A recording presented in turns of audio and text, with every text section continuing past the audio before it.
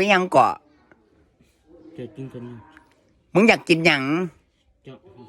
ฮะจะมีสิบจ่าย20เลยเฮ็ดยังอีกซีกูห้าลำเลียนลำยางมึงบักปอบลำเลียนมึงเตะปากยี่มาสีแม่มึงก็หนี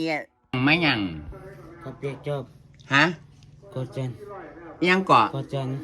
ฮะข้าวจันซื้อข้าวสาร ข้าวจันเจอข้าวสารมึงจะเอามาขาย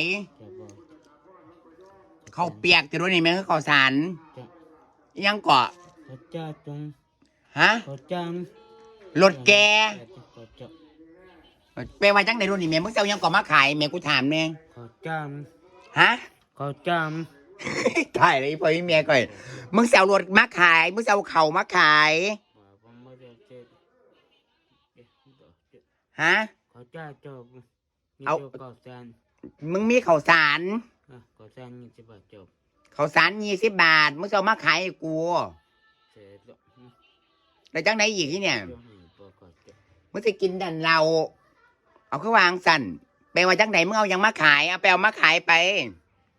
ซีกูเสกกู20 บาทดีนะพาดหีปล่อยแม่ข่อย